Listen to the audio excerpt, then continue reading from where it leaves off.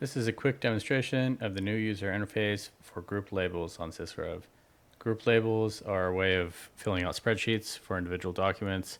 They allow you to extract relationship data from documents. So for example, on this document, this is a safety data sheet. I'm extracting hazards. If I click on hazard, you can see a label, a group label I've already defined. I can add a new blank row and I can select the type of hazard, what type of hazard, and the category for that hazard. So let's go ahead and page through this safety data sheet. There we go. Page 2, we see serious eye damage and eye irritation, and it's a category 2A. So we can choose that category right here, serious eye damage and eye irritation.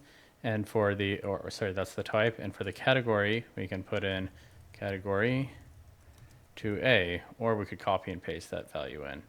And that's it. If I go to composition, I see I now have 3 columns to fill out: name, cast number, and max weight. A cast number is a way of identifying chemicals. Usually safety data sheets identify multiple components for materials. So here you can see under composition, the safety data sheet has identified sodium hypochlorite and sodium hydroxide as chemicals. Now, if you couldn't use group labels, you would have a hard time associating these things with each other. You wouldn't be able to associate the percent weight with the chemical name or with the cast number. But now it's pretty easy. So we just add a new blank row. We select sodium hypochlorite here, and we can fill that in for the name. Yep, there you can see we got it. For the cast number, we're actually using a string label for that. And for this, we've actually set a regular expression as well. So if I put in a random value here, you can see it turns red and says that's an invalid entry. This helps to make sure that your coders are extracting the data in a controlled format.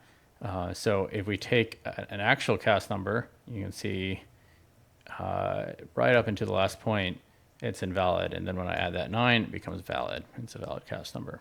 Same thing for max weight. In this case, I want to say what was the maximum weight for the component. So you can see for sodium hypochlorite, that's 5%. And this isn't going to be valid until I add the percent at the end. We can do the same thing for the next row. We can copy that out, paste it in. We could put in the value, and maybe I make a typo here. You can see how this can help you catch the typo. You have to come back and go ahead and add a -2. And you can use the arrow keys to scroll between these results. And for the max weight, we put 1%. So we add that, and now we're done. Maybe we say this is an include, and we save. Now if we go back to articles, you can see I've reviewed this article twice with 2 different accounts. But if we go ahead and scroll down to the data that's been extracted, you can see 2 group labels have been extracted: hazard, serious eye damage, eye irritation, and composition. And you can see the components here too. You can see that both of these reviewers have extracted the same information. So these are concurrent labels. And that's how the new user interface for group labels works on sysrev.